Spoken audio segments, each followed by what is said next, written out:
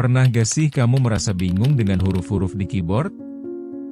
Ya, pasti semua orang pernah merasa.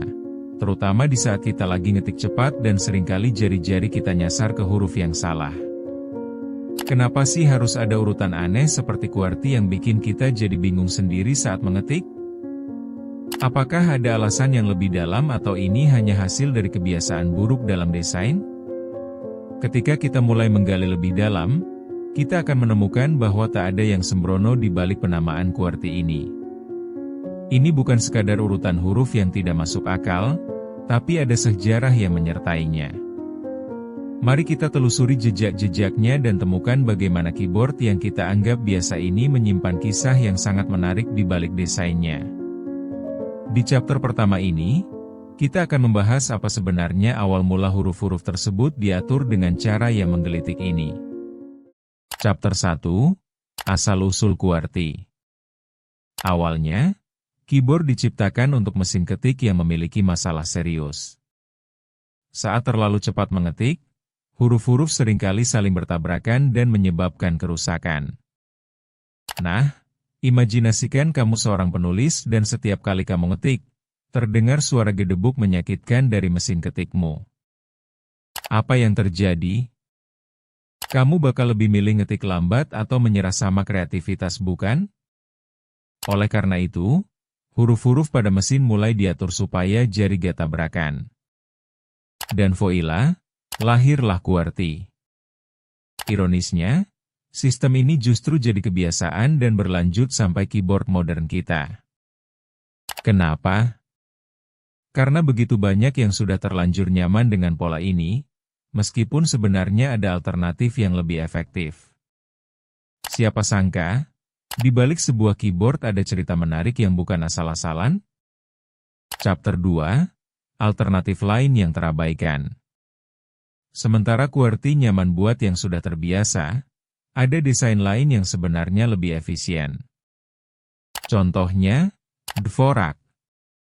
Banyak yang bilang Dvorak jauh lebih cepat dan mengurangi kelelahan tangan.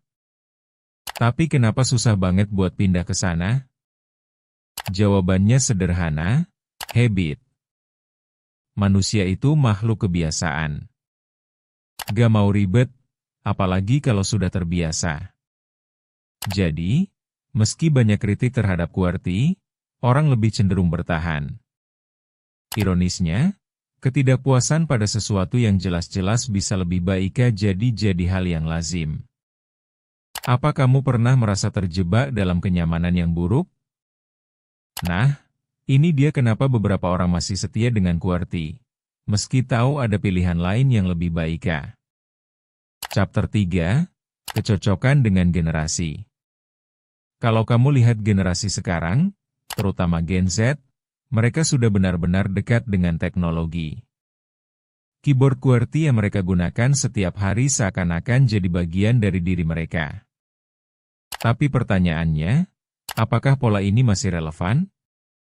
Banyak yang menganggap tata cara typing ini outdated, sementara terobosan baru dalam teknologi terus bermunculan. Ada yang bilang, QWERTY itu seperti soundtrack masa lalu, yang menjaga kita tetap terhubung sama sejarah. Ironisnya, generasi baru yang lebih suka cepat dan efektif terjebak dalam sistem yang dirasa lamban. Disinilah pentingnya menyadari bahwa perubahan itu diperlukan. Baru sadarkan, betapa sebenarnya kita terperangkap dalam kolusi nostalgia dan kemudahan? Nah, mari kita lihat bagaimana sejarah ini berpengaruh pada cara kita berinteraksi sekarang. Chapter 4, Keyboard di masa depan. Lantas, di zaman serba canggih ini, dengan munculnya touchscreen dan voice typing, apakah QWERTY masih punya masa depan? Beberapa ahli berargumen bahwa kita bisa jadi akan meninggalkan sistem hijau ini sepenuhnya. Namun, satu hal yang pasti, meskipun teknologi berubah, teori dasar penulisan dan komunikasi tetap penting. Apa yang kita butuhkan adalah desain baru namun tetap menghormati cara lama. Kontradiktif bukan? Kita lebih suka memegangi abyss, alasan, biasa, simpel, sepanjang masa. Jadi, Apa kita siap menghadapi masa depan yang memungkinkan perubahan mendasar, atau hanya akan terjebak dalam pikiran bahwa QWERTY adalah satu-satunya cara? Pertanyaan ini perlu jadi renungan kita semua. Chapter 5, Refleksi Akhir. Ketika kita melihat kembali asal-usul QWERTY, penting untuk diingat bahwa kebiasaan sering muncul dari solusi untuk masalah tertentu.